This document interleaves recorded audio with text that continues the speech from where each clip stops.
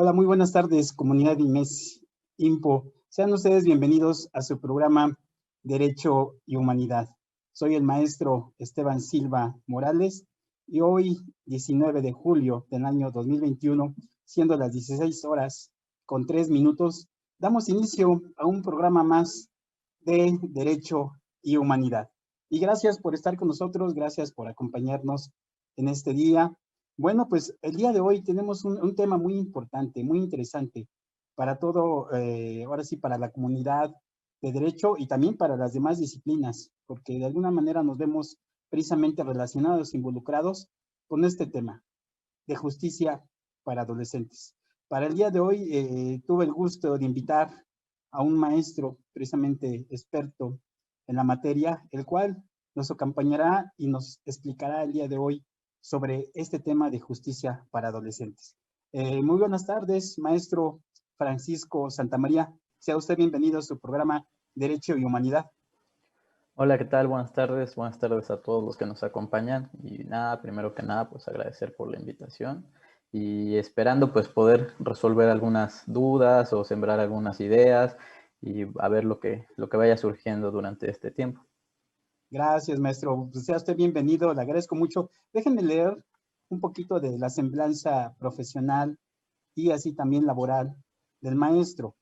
El maestro es egresado de la Facultad de Derecho de la Universidad Nacional Autónoma de México. Asimismo, es máster en Derechos Fundamentales por la Universidad Carlos III de Madrid y es maestro en Filosofía de Derecho por la Universidad de Buenos Aires. Actualmente cursa el doctorado en Subjetividad y Violencia en el Colegio Saberes.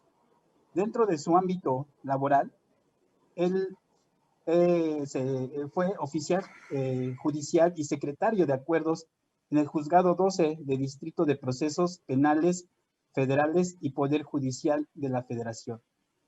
Miembro del equipo de investigación en litigio estratégico del Centro de Estudios Judiciales y Sociales de Buenos Aires, Argentina. Evaluador de la Unidad de Supervisión en Medidas Cautelares y Suspensión Condicional del Proceso del Poder Judicial de la Ciudad de México y actualmente se desempeña como secretario proyectista de la primera Sala de Justicia para Adolescentes también del Poder Judicial de esta identidad. Pues bueno, es una semblanza muy particular y que resalta mucho en el maestro precisamente por esa práctica y ese conocimiento que tiene sobre el tema. Pues muy bien, maestro, pues sea usted bienvenido nuevamente y bueno, pues vamos a iniciar, ¿verdad? En el programa del día de hoy. Bueno, primeramente, maestro, quisiera que usted nos comentara sobre esta parte de lo que constituye precisamente la justicia para adolescentes. De alguna manera, ¿qué es lo que previene toda esta parte de este tema, maestro? Bueno, la justicia para adolescentes, podríamos decir que no se le da, digamos, un peso de importancia en general dentro de los poderes judiciales, tanto a nivel federal, o sea, de hecho a nivel federal no existen como tal la justicia para adolescentes, no hay jueces especializados, y en las entidades también ha sido un poquito relegada. Sin embargo, ha funcionado un poco como, digamos, instancia de experimentación para dar paso a nuevas experiencias, ¿no? De hecho, aquí en la Ciudad de México podemos decir que la justicia para adolescentes es en el primer lugar donde se empezaron a llevar los juicios orales de corte acusatorio y adversarial.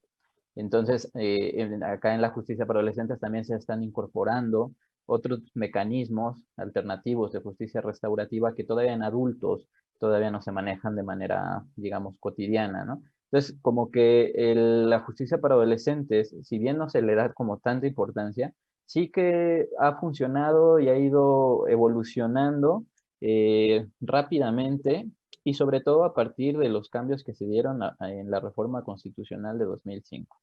La reforma constitucional de 2005 reformó el artículo 18 y ahí se sentaron las bases de una justicia penal para adolescentes que se ha ido desarrollando hasta tener lo que actualmente es la Ley Nacional del Sistema Integral de Justicia para Adolescentes, que es una ley con ámbito de aplicación en todo el país, ¿no? O sea, todas las entidades federativas trabajamos con esa misma ley y vincula, pues, a diferentes instituciones, ¿no? Entonces, lo que quisiera un poquito platicarles es cómo se da el origen de la justicia para adolescentes, porque ahí es donde se van a encontrar las particularidades que atañen a la materia. Es en sí muy parecido a la justicia penal, digamos en general, la justicia penal de adultos, pero tiene sus rasgos característicos y eso pues deviene de su propia, digamos, historia, ¿no? De su propia génesis. Entonces, si vamos repasando un poquito por cómo se formó esto, tanto a nivel internacional como a nivel nacional, pues vamos a poder adquirir, digamos, o vislumbrar un poquito las particularidades que nos van a ayudar a mejor comprender esta materia y trabajar mejor sobre esto, ¿no? Que son los delitos que pueden llegar a cometer los adolescentes. Así, bueno, entonces, digamos que anteriormente la justicia para adolescentes no existía como tal, no era una justicia penal, era una justicia administrativa. Había una doctrina que se le conoce como la doctrina de la situación irregular o el tutelarismo. Esa doctrina básicamente lo que conocía o lo que concebía era un objeto de protección. El adolescente, el menor de edad, no era un sujeto de derechos ni un sujeto de la democracia, sino era un objeto valioso, en tanto que tenía la potencialidad de llegar a, digamos, a ser un sujeto de derecho, pero no era un sujeto como tal, era un objeto de protección. Entonces, esto va a cambiar a raíz de la entrada en vigor de la Convención sobre los Derechos del Niño, la Convención de Naciones Unidas, donde hay un cambio de paradigma. Quisiera que este cambio de paradigma se entienda en el sentido de que había señalado Thomas Kuhn en su libro de La estructura de las revoluciones científicas. ¿Qué quiero decir con eso? Que el paradigma son las condiciones de posibilidad a partir de las cuales nosotros podemos decir si un conocimiento es verdadero o falso, ¿no? Digamos que, por ejemplo, decir que la Tierra la cargaban 4 tortugas, que era plana y que se soportaba sobre 4 tortugas, es tan verdadero como también decir que era el centro del universo, como ahora decimos que es redonda, que no es el centro del universo, que gira alrededor del Sol, ¿no? Bueno, pues esas 3 proposiciones son ciertas de acuerdo a las condiciones y al lugar desde donde se dice, a la época donde se dice, ¿no? Entonces ahí es donde tenemos que validar las proposiciones de acuerdo a su verdad o a su falsedad. Bueno, pues esta convención de derechos del niño es muy importante porque va a romper con ese paradigma, va a romper con lo que tradicionalmente se venía, digamos, como entendiendo por un sujeto menor de edad. Entonces, antes de 1989, el sujeto menor de edad no tenía esa característica. Simplemente era un objeto de protección y era un objeto de tutela.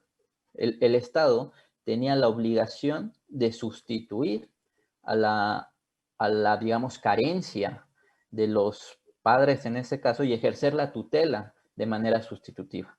Entonces tenía la posibilidad y la facultad de suplir y brindar la protección que al menor por X o Y situación, ya sea pobreza, marginalidad, abandono, por múltiples factores, pudiera colocarlo en un estado especial de vulnerabilidad, pero además no solo en vulnerabilidad, sino que lo colocaba en un riesgo potencial de incidir en conductas delictivas.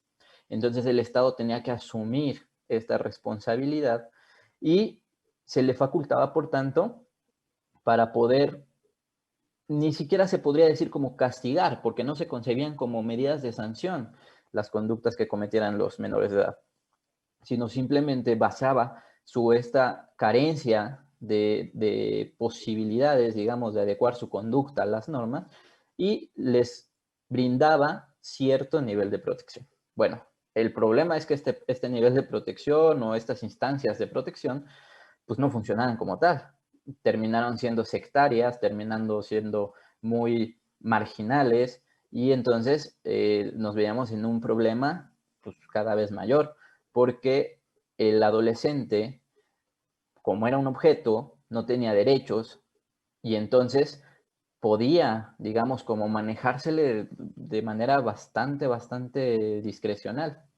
De hecho, va a haber un antecedente muy importante en Estados Unidos, en los años 60, que es el caso Gold, que es un adolescente que justamente es sancionado por, creo que era espiar a su vecina y, bueno, invasión a la intimidad, y se le sanciona, tenía 15 años, se le sanciona hasta los 21 años.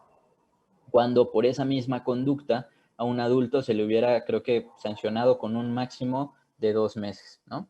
Entonces ahí la defensa se percata de que hay un trato diferenciado entre el adolescente y el adulto. Y entonces se va a la instancia y se van a la corte y ahí es donde empieza a generarse un cambio, donde decir, no, a ver, es que no, esto no puede ser así, es una situación que no es sostenible y que no hay, digamos, nada que diferencie cualitativamente al adulto del menor. Y por tanto, este sujeto menor de edad también debe dársele derechos. Entonces ahí es donde se empiezan a, digamos, como a sentar las primeras bases de como les digo, esta ruptura de paradigma, donde ya no vamos a entender al sujeto, bueno, al menor de edad como un objeto, sino vamos a involucrarlo como un sujeto activo, como un sujeto de la democracia y como un sujeto que en tanto que tiene derechos,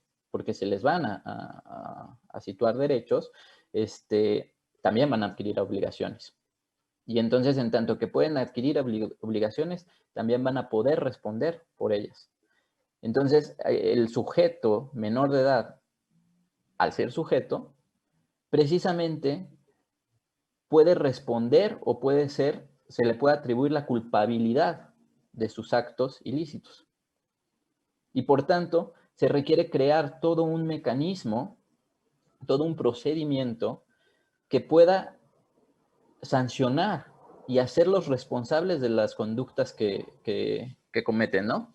Entonces, vamos a ver que tiene estas características muy particulares, pero la idea central en todo este cambio de paradigma es entender al menor de edad como un sujeto capaz de responder y capaz de hacerse responsable y, por tanto, sujeto de derechos. Claro, claro, maestro. Como usted dice, estos derechos que también están contemplados ya en estos adolescentes y también como esa capacidad de responder, ¿no?, ante esas responsabilidades, vamos a decir, desarrolladas a través de a lo mejor una comisión de, como usted, de un delito, ¿no? Entonces, vamos a un corte, maestro, y sí me gustaría que ahorita nos siguiera hablando sobre esta parte del antecedente y también nos puede hablar un poquito más también sobre esta parte de lo que constituye el sistema integral precisamente para adolescentes, ¿no? A través de este proceso, ¿no?, que se genera de investigación, de procedimientos. Usted hablaba ahorita de algunos mecanismos también, ¿verdad? Muy bien, maestro. Pues vamos a un corte, regresamos. No se vayan, por favor, quédate con nosotros. Este es tu programa Derecho y Humanidad. Regresamos en un momento.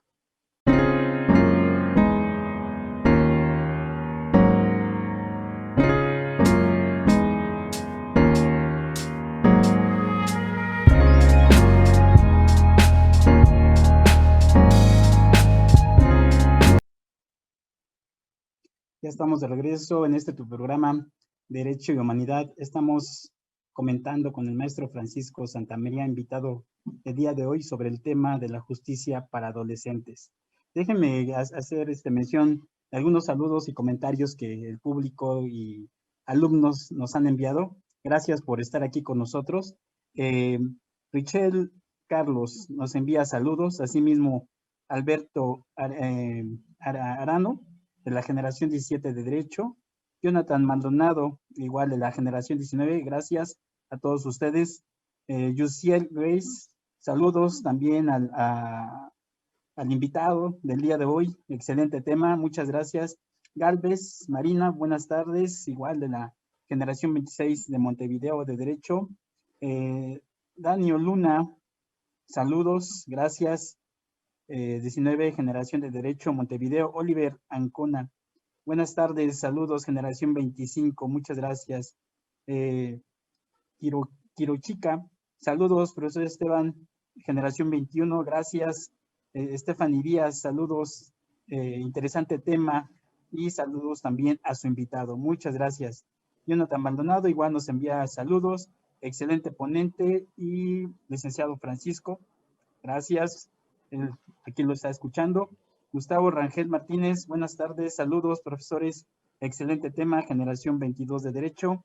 Nelson Macías, buenas tardes, maestro Esteban, Generación 19 del día jueves, muchas gracias. Norma Jiménez también nos envía saludos, excelente tema, muchas gracias. Marina Zuru también nos envía saludos. Esa Neira nos envía saludos también. Luis David Martínez, Generación 24A de Derecho, nos envía saludos. Richelle B. también nos envía saludos. Y bueno, tenemos más. Doctor Carlos Baxes, excelente tema. Saludos, gracias, Carlos. Pues bueno, tenemos muchos más saludos, maestro, pero bueno, vamos a continuar y enseguida seguimos haciendo mención de los demás. Muy bien, entonces hablábamos de esta parte, ¿verdad, maestro? De los adolescentes como sujetos de derechos, también esta parte, ¿no? Del rompimiento de este paradigma que se le da a los adolescentes en esta materia, que ya no son sujetos de un proceso administrativo, sino que ahora ya la mirada es más allá, ¿no? Para estos adolescentes. Y de hecho, pues vemos que también hay leyes, ¿no? Que constituyen y respaldan esta parte de la justicia para adolescentes, maestro. Sí, sí, bueno, iba a retomar justo una pregunta que me ponen acá en el chat de Jonathan Maldonado sobre qué tan efectivos son los reformatorios para menores infractores. Bueno, sobre la efectividad digamos, de los centros, voy a hacer mención, pero más hacia el final, porque justamente creo que eso es donde es la última, digamos, el de las etapas del procedimiento, pero sí que me sirve esta pregunta justamente para hacer hincapié en esta cuestión de cambio de paradigma. Efectivamente, cuando yo era niño y a todos pues imagino que todavía a sus alumnos habrán escuchado de los reformatorios o de los consejos tutelares, ¿no? Esta palabra, reformatorio. Esa palabra, ahora no se llaman como tal reformatorios, se llaman centros especializados, justamente porque la intención, como venía diciendo anteriormente, era reformar al sujeto. El derecho penal que sustentaba la justicia para adolescentes era un derecho penal de autor, lo que en dogmática penal se llama como derecho penal de autor. Ahí lo que castigamos no es el acto cometido, sino la potenciabilidad o el riesgo que implica una persona. Esto, si se acuerdan, tiene que ver mucho con la escuela positiva italiana, de Garofalo, de Lombrosio, donde justamente se buscaba cuáles son las particularidades, ya sea incluso en esa escuela físicas o sociales, o sea, cuáles son las circunstancias y particularidades que hacen de una persona o de un sujeto potencialmente un, digamos, delincuente, ¿no? Y entonces, incluso se podría llegar, como ha sostenido también Jürgen Jacobs, a adelantar la actuación penal ante el riesgo potencial, ¿no? Entonces, por ejemplo, en la anterior ley del Consejo Tutelar, pues había delitos que podían ser de bagatela o incluso podía, digamos, una mamá o una familia que ya no se aguantaba al adolescente, que dices que no quiere estudiar, es que se la pasa, que no ha cometido ningún delito, ¿no? Pero no hace nada, no estudia, entonces lo podía llevar al Consejo Tutelar. Y el Consejo Tutelar, como era una cuestión, un trámite administrativo que carecía de juez, lo recibía el adolescente y entraba esta sustitución del Estado para ejercer esta tutela, ¿no? Eso se cambia porque justamente ya no hay la intención de reformar. Ahora hay una intención de someterlo a una medida, se llaman medidas sancionatorias, pero en realidad son penas, son auténticamente penas penales, y estas penas pues obviamente van a tener los elementos del derecho penal de adultos. Por una parte, la retribución, es decir, la culpabilidad por el acto cometido, y el otro aspecto que es la prevención general, tanto especial como general, ¿no? O sea, se incorporan a la pena tanto por un lado el retribucionismo y por otro lado el utilitarismo, ¿no? Que van dirigidos más que nada a la reinserción social. Pero justamente me sirvió mucho esta cuestión del reformatorio, pues para hacer ver este cambio que implica el que ya no vamos a ver a un objeto que hay que moldear y adaptarlo para cuando sea y ejerza su vida adulta, sino va a ser un sujeto que va a tener que responder por los actos que cometa. Entonces, aquí van a establecerse principios rectores del sistema desde la Convención sobre los Derechos del Niño, que van a ser muy importantes y van a regir todo nuestro procedimiento actualmente. Por una parte es el principio de culpabilidad, que es que justamente se hagan responsables por los actos cometidos. El principio de legalidad, que ya no va a responder o ya no va a tener que responder por el riesgo que él implica en su persona, sino por una ley, o más bien por la infracción de una ley previamente establecida, ¿no? Ese es el principio de legalidad. Y por otra parte, lo que va a hacer, digamos, que este sistema penal sea un sistema penal especializado y modalizado, pues va a ser el principio del interés superior del niño, ¿no? Este principio es importantísimo y es el eje rector, pues va a hacer que este derecho penal pues no sea tan reactivo ni tan, digamos, punitivo como el derecho penal de adultos. Es un derecho penal con todas las garantías, con todos digamos, el debido proceso que implica el derecho penal de adultos, pero ciertamente modalizado, ciertamente, pues con un poquito de características. Bueno, un poquito pasando rápido a cómo se establece este derecho en México, pues justamente Naciones Unidas, a través del Comité de los Derechos del Niño, empieza a observar, viene a visitas en México y ve que acá no tenemos un modelo garantista, un modelo, se le llama modelo garantista o de la protección integral. Y entonces le dice a México, oye México, tú ya firmaste la convención y sin embargo tienes unos leyes y unos sistemas para sancionar delitos que corresponden al anterior paradigma, al tutelarismo. Entonces tienes que adecuar tu sistema para poder implementar un procedimiento que respete y garantice todos los derechos de las personas adolescentes, pero también el de las víctimas. Y entonces hay que establecer un derecho penal como tal, con instituciones, con, digamos, leyes, con todo un cuerpo legal que sea capaz de garantizar tanto derechos de víctimas como de menores, ¿no? Entonces, en 2005 fue que se empiezan a llevar estas reformas a nivel constitucional. México tiene que dar cumplimiento a sus obligaciones convencionales y entonces se hace la reforma. Esa reforma pues va a sentar las bases y empiezan a establecerse las primeras legislaciones para el sistema integral de justicia para adolescentes. ¿Qué significa esto de integral? Pues justamente que va a ser un derecho penal, va a haber jueces, va a haber defensores, va a haber fiscales, pero tiene que dársele un enfoque también, digamos, de varias disciplinas, un enfoque multidisciplinar. O sea, se establece que los jueces, los defensores, los fiscales, los policías, todas las personas que estén involucradas van a tener que ser especializadas no solamente en el conocimiento legal que pudiera necesitarse, sino también cierto conocimiento en el trato, en psicología, en trabajo social, en todas esas disciplinas que pueden incidir en la formación de un adolescente. Porque entonces, ¿qué es lo que se establece? Que este sujeto es un sujeto de derechos, pero es un sujeto que tiene una autonomía progresiva. O sea, que va a responder de acuerdo a diferentes etapas en las que el sujeto va creciendo. Por eso se establecen 3 grupos digamos, de posibles sujetos de sanción. de los 12 a los 14 años, de los 14 a los 16 y de los 16 hasta los 18 años. Dependiendo la edad, se va a establecer las medidas de sanción. De 12 a 14 no se puede poner una sanción de internamiento.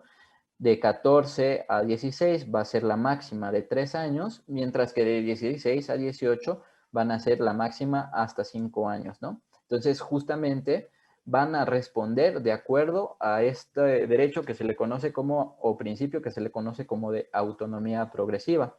Y por tanto, es en este momento, del 2005 al 2016, donde van a empezar a sentarse las bases de esta justicia penal, que como les digo, va a ser una justicia penal muy parecida a la de adultos, pero con ciertos rasgos que devienen de entender a este sujeto como un sujeto de derechos, pero con ciertas particularidades y ciertas características que no se deja, digamos, del todo de lado esta consideración de que hay que proteger o que hay que velar por que se desarrollen, digamos, adecuadamente, ¿no? Claro, maestro. Pues aquí mencionan aspectos muy importantes que todavía, como lo mencionaba usted, a veces las personas en general o los alumnos todavía reconocen como, vamos a verlo, como un antiguo sistema, ¿no? Que se estaba llevando antes. Dice usted, ahorita ya no son reformatorios, ya no son tutelares, tienen otro nombre especializado. En este aspecto también de las edades, de los 12 a 14, de 14 a 16, 16 a 18 años, ¿no? El tipo, vamos a ver, de sanción que en su momento se le puede imponer precisamente por la comisión, vamos a decir, de un delito, ¿no? De una conducta que ellos de alguna manera tuvieron, infligieron, en este caso a una víctima. Entonces, esta parte es interesante saberla, porque todavía yo he escuchado, ¿no? Como mencionaba, hacemos referencia a estos aspectos. Entonces, decía usted, se rompe este paradigma, se rompen los modelos establecidos antes, el sistema como estaba anteriormente y ahorita viene a constituir, dice usted, uno parecido a los adultos, pero aquí también, en este caso, los adolescentes ya son sujetos de derechos, ¿verdad? Y en esta parte también de sus garantías. Muy bien, maestro, pues vamos a un corte. Regresamos para que nos siga usted comentando. Tenemos por aquí 3 preguntitas que nos hacen también los alumnos. Entonces, no se vayan, quédense con nosotros. Es el programa de Derecho Humanidad, un tema muy interesante que todos deben de saber, no nada más en los adultos, también en los adolescentes y que esto nos vincula a todos como sociedad. Regresamos, no te vayas. Gracias.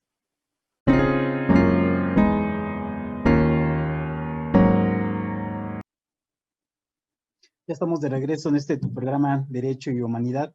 Voy a leer rápidamente otros saludos por parte de ustedes. Rogelio González, saludos. Un excelente ponente, Generación 24. Gracias, Rogelio. Mónica Villafuerte Durán, saludos de la 7ª generación de Derecho. Los domingos, presente. Gracias, Mónica. Paula Karina, buenas tardes. Saludos, excelente tema, Generación 25. Gracias, Paula. Alina, saludos. Tema muy importante, la justicia para adolescentes. Así es, gracias, Paulina. Luis David Martínez Robles, ¿qué tanto ha favorecido esta reforma a la justicia del menor? Bueno, ahorita en este caso nos seguirá hablando el maestro. Luna Luis, muy buen tema. Gracias, Susana Servín, saludos. A los ponentes, gracias. Daniel Benítez, muy buena tarde, profesores, excelente tema. Gracias.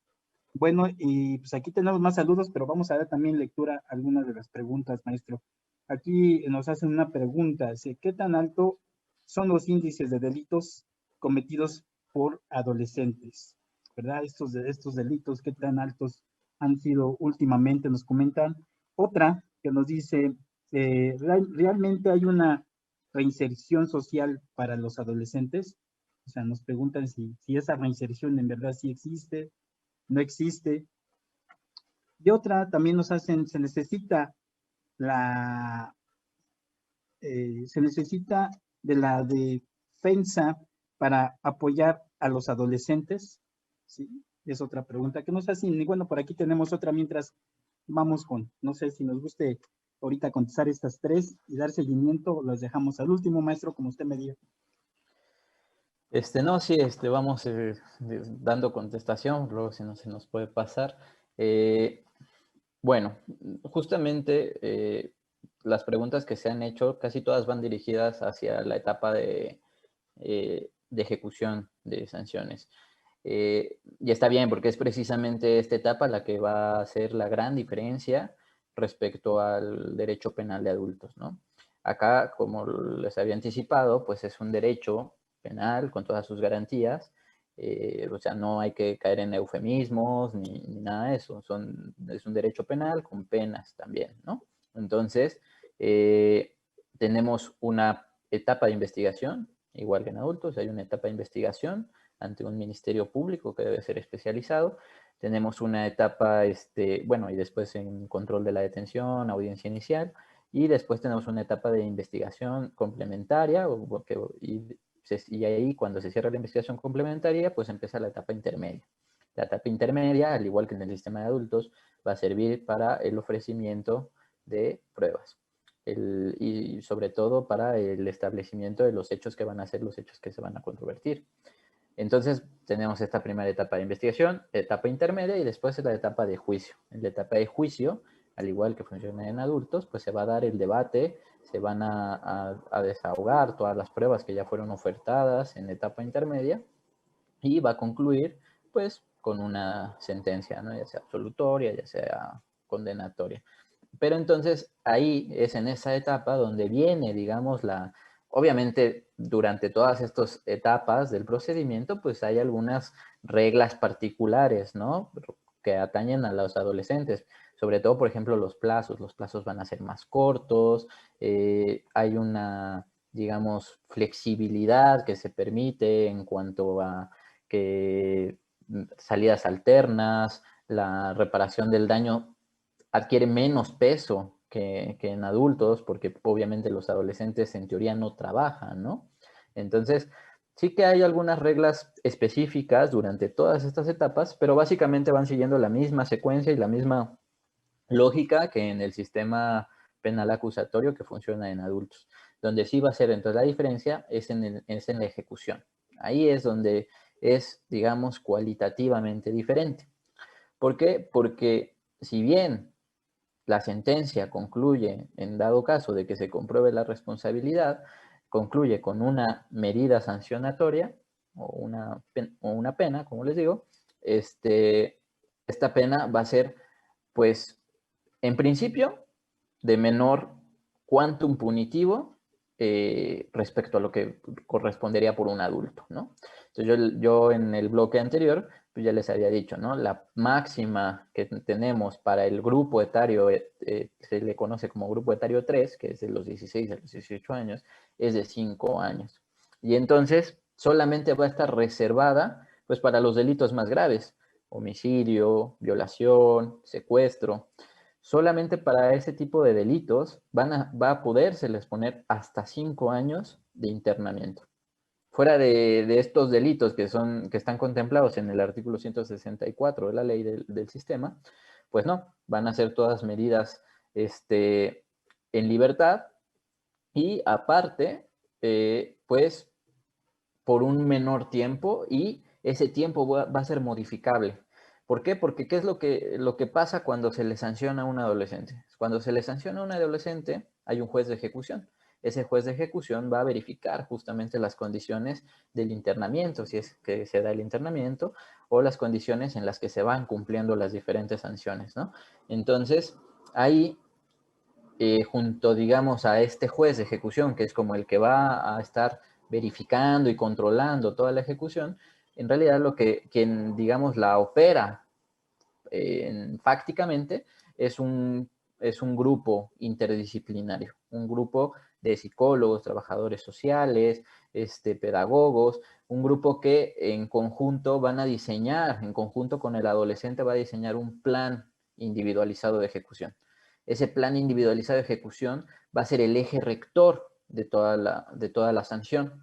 Se van a establecer metas, digamos, cada mensuales o trimestrales, y conforme se vayan cumpliendo estas metas, pues el juez de ejecución puede ir reduciendo la pena. Nunca se va a ir más para arriba, pero sí se puede ir más para abajo, ¿no?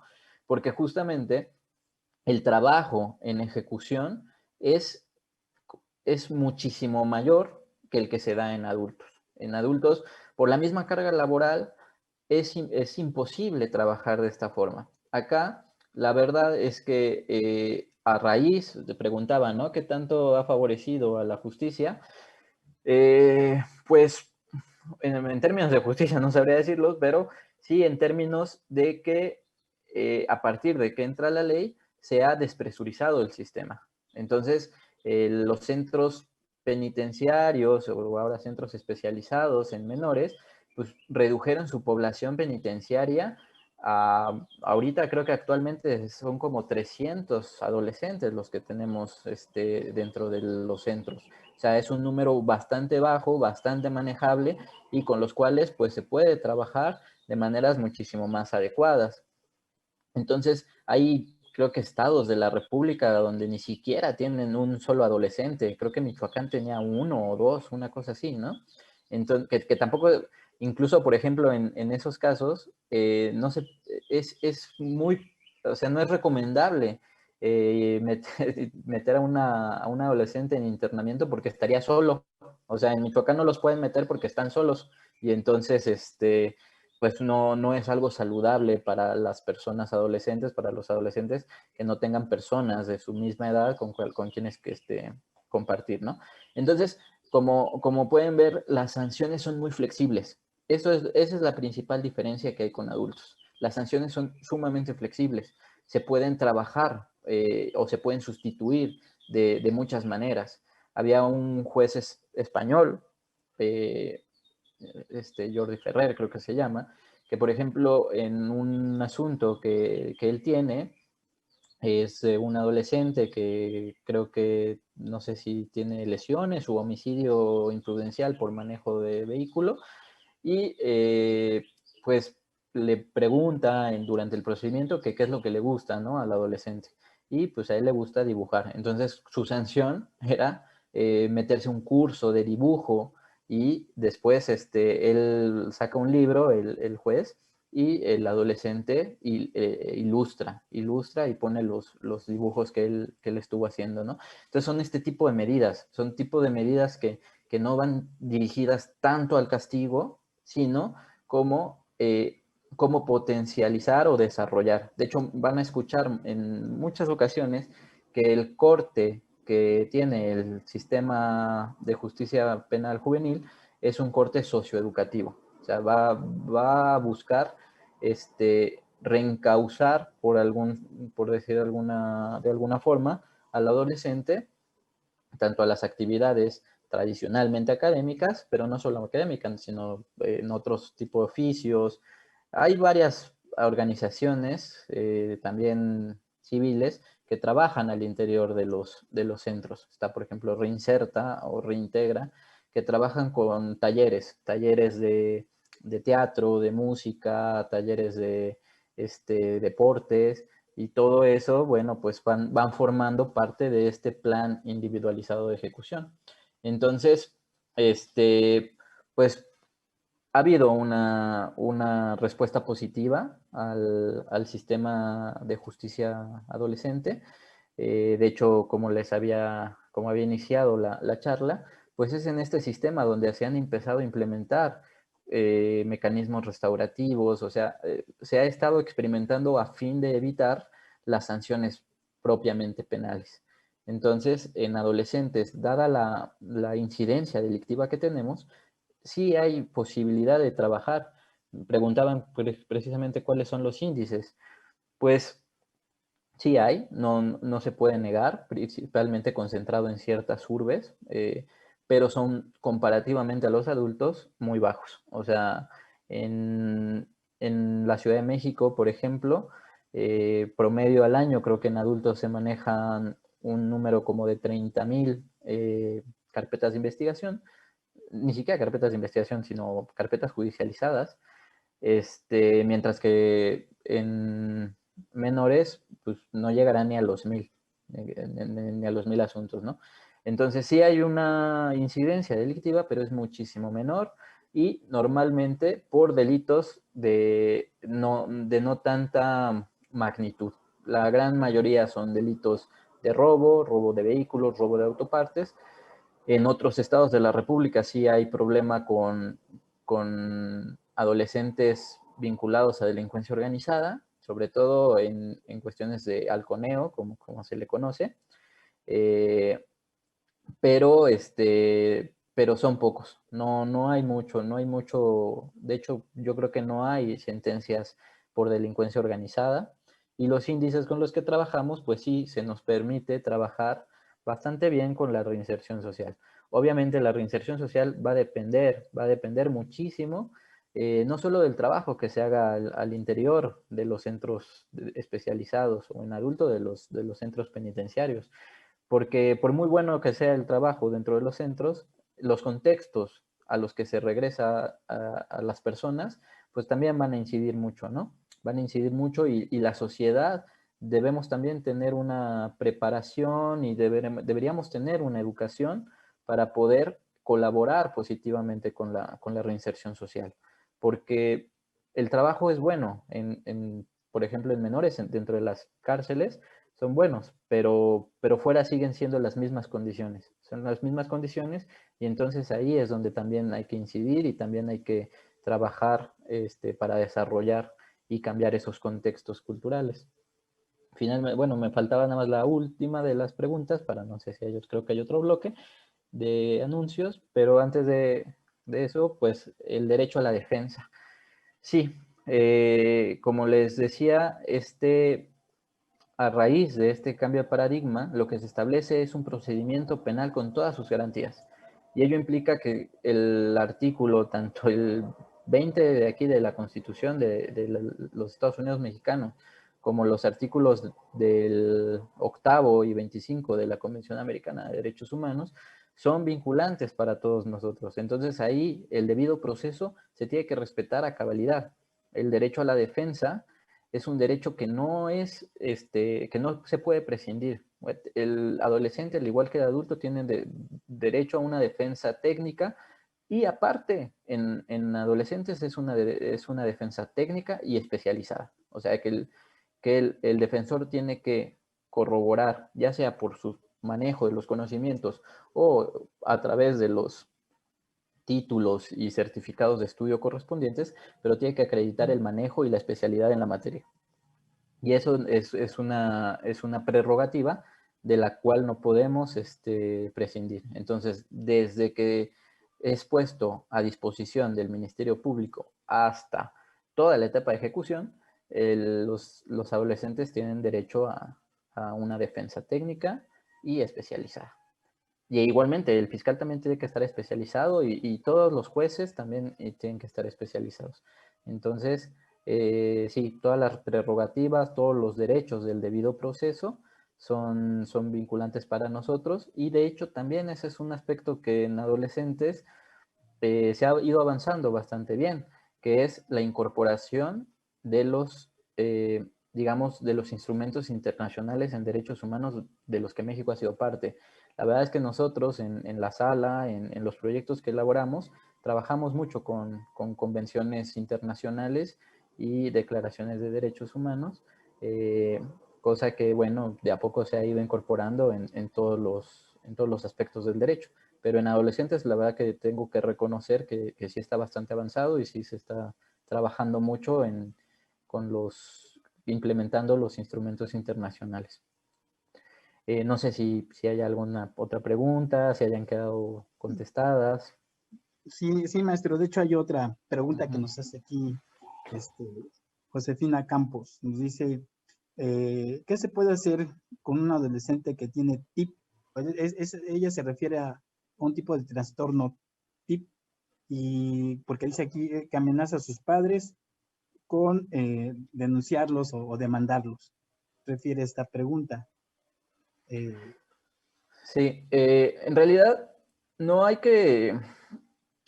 Hay dos sistemas que muchas veces se tiende a confundir y que si bien tienen vasos comunicantes, y es importante que tengan vasos comunicantes, no hay que confundirlos ni digamos, pensar que son lo mismo, ¿no? Porque son diferentes. Uno es el sistema de justicia penal juvenil, que es del que hemos estado hablando, y otro es el sistema de protección de derechos del niño. Ese es un sistema, digamos, como de corte civil. De hecho, se rigen bajo leyes diferentes. Mientras el sistema penal se rige por la Ley Nacional del Sistema Integral de Justicia para Adolescentes, en el otro sistema de protección de derechos tiene la Ley General de Derechos de Niñas, Niños y Adolescentes, ¿no? Entonces son dos instancias o dos sistemas diferentes que sin duda tienen pues comunicación y que conviene que la tengan. ¿Por qué? Porque nosotros, si bien se castiga al adolescente a través de un sistema penal, pues ese castigo, como ya les había dicho, tiene que también ir dirigido a su propia protección, a su propio desarrollo como persona, y entonces ahí también interviene el otro sistema de derechos. Pero uno no sustituye al otro. Entonces, un adolescente conflictivo o un adolescente que tenga alguna problemática, alguna discapacidad, ya sea física, ya sea intelectiva o cualquier situación, digamos, eh, pues anómala, ese adolescente también puede ser objeto de protección digamos, del sistema civil de protección de derechos. O sea, de entrada no tiene por qué ser objeto del sistema penal. Si estas amenazas, porque las amenazas son un delito, si estas amenazas llegan bueno, a hacer o a empezar a constituir un delito, pues entonces sí que se puede digamos, dirigir al sistema de justicia penal y ahí ya van a empezar a conocer las instancias de la justicia penal, pero también se van a tener que incorporar las instancias de protección de derechos, las procuradurías de protección de derechos de este joven, porque justamente es el núcleo, en este caso que están planteando, es en este núcleo donde se está dando un conflicto y donde se están dando pues, violaciones o vulneraciones a diferentes derechos, ¿no? Tanto del menor como de sus padres, en este caso. Y entonces ahí sí que puede entrar también el sistema de protección de derechos.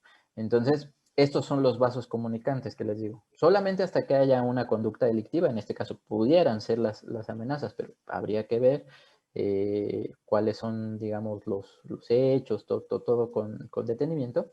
Pero digamos, esa justicia penal va a entrar a conocer en el momento en que se actualice una conducta delictiva y al mismo tiempo va a haber un sistema de protección de derechos que también va a tener que acompañar a este joven, ¿no? Este joven o a todos los jóvenes que por alguna u otra razón pues también tienen, digamos, un poquito de detrimento en sus derechos, ¿no? Son dos sistemas que van a actuar de manera conjunta, pero son dos sistemas que son diferenciados en ese sentido. Muy bien, maestro. Aquí nos hacen dos Uh preguntas -huh. más. Bien. La justicia también es aplicada cuando un adolescente quiere realizar una denuncia si es víctima de algún tipo de maltrato.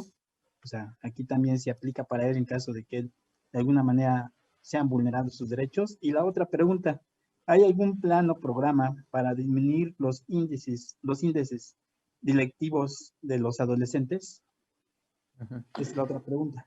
En cuanto a la primera, es un poquito relacionada a lo que veníamos diciendo ahorita recién. O sea, el sistema penal de justicia para adolescentes únicamente se dirige a los adolescentes que cometan conductas delictivas. Cuando ellos son víctimas, no entra el sistema penal de justicia juvenil.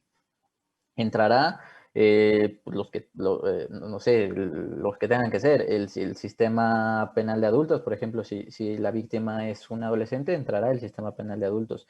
Y aparte, entrará este otro sistema de protección de derechos, que es el que mencionaba anteriormente, con sus procuradurías de protección de derechos, que se rigen por esta otra ley, la ley de derechos, la Ley General de Derechos de Niñas y Niños y Adolescentes, ¿no? Entonces, no, únicamente cuando los sujetos activos del delito sean los adolescentes, entra la justicia penal juvenil.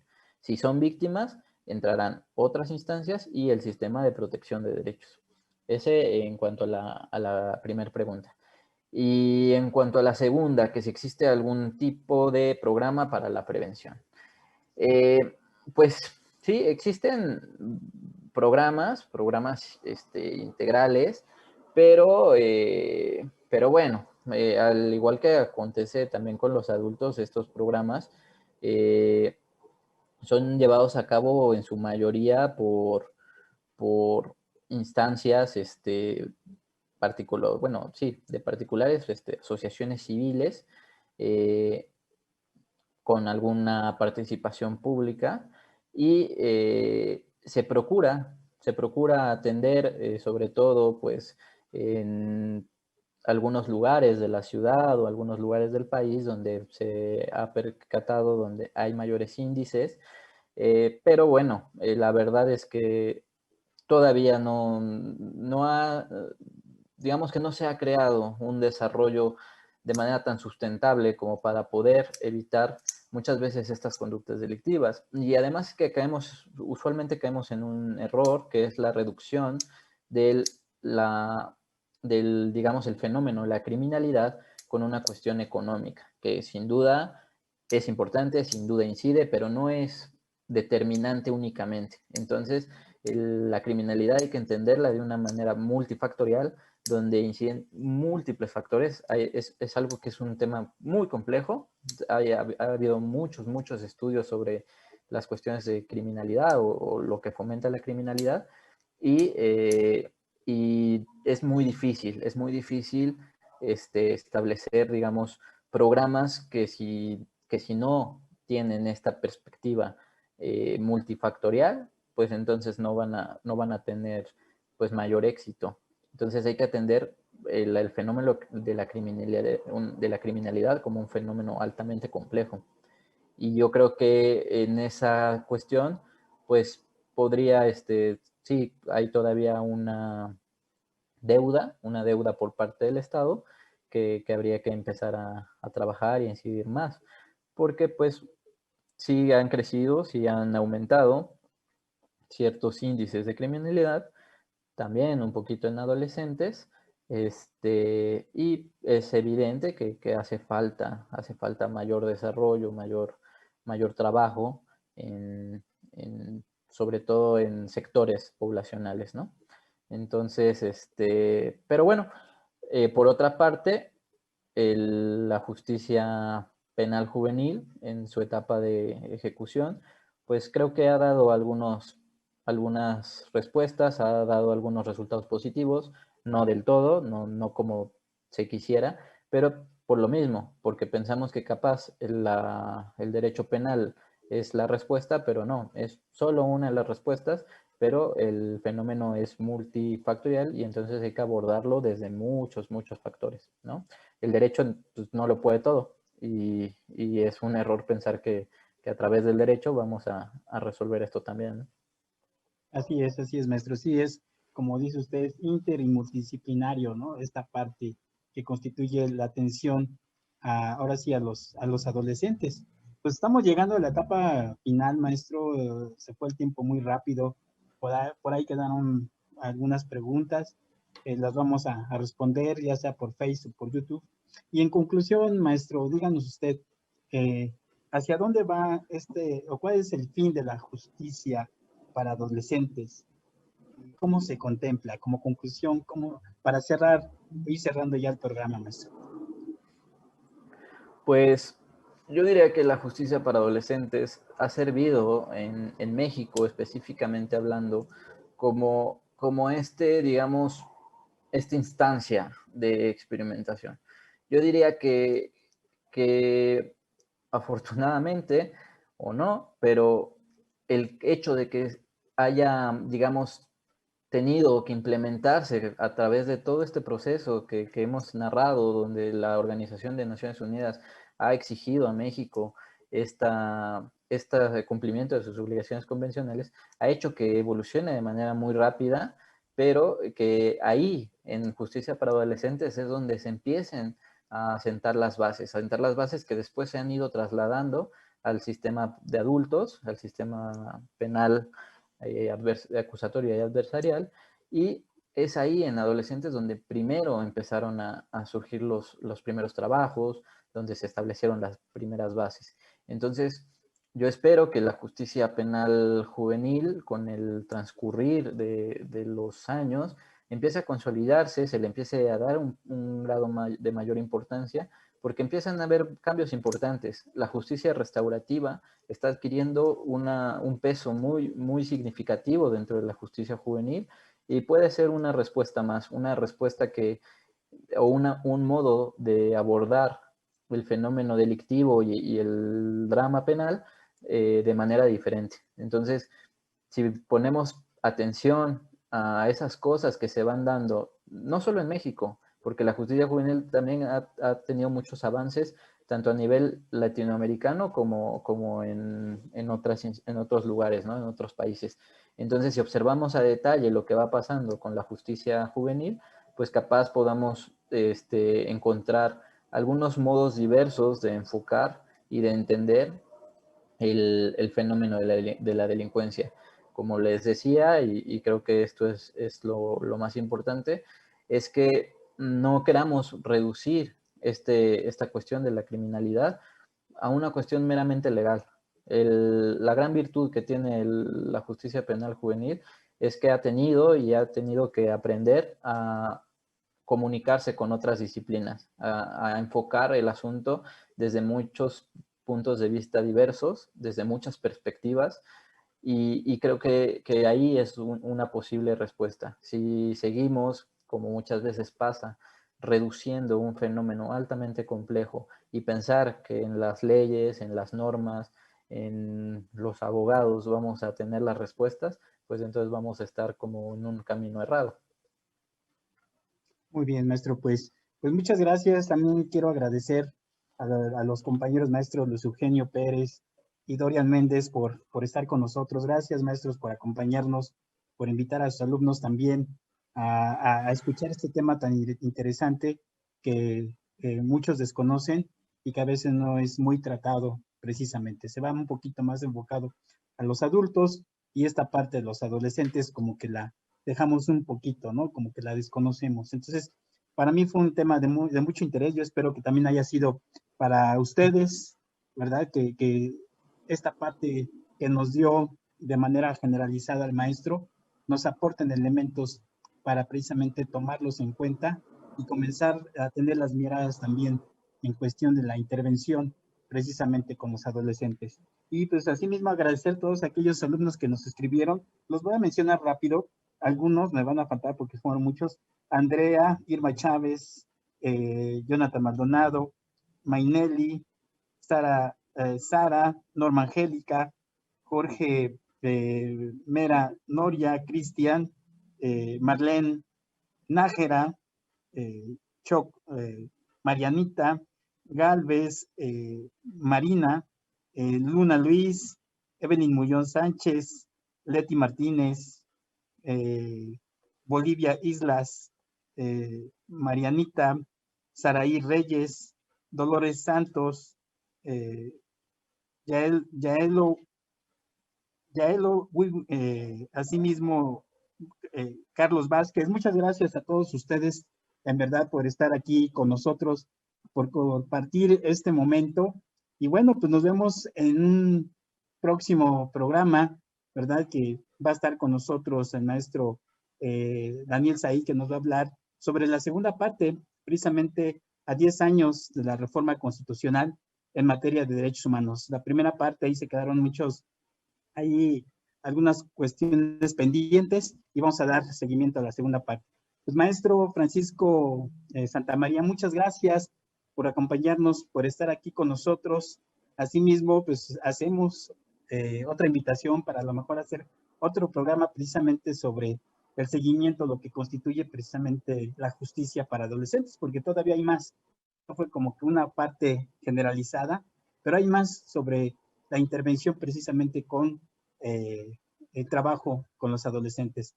Maestro Francisco, muchas gracias por estar aquí con nosotros. No, muchas gracias a ustedes por la invitación y bueno, esperando que haya servido de algo, de por lo menos que se dé a conocer un poquito esta materia y esperando y quedando a sus órdenes para lo que se pueda ofrecer. Gracias, maestro. Pues le agradezco mucho. Nos vemos la próxima semana en un programa más de Derecho y Humanidad. Hasta pronto y gracias por estar aquí. Si te gusta el contenido, dale like al video. Suscríbete y activa las notificaciones presionando la campana.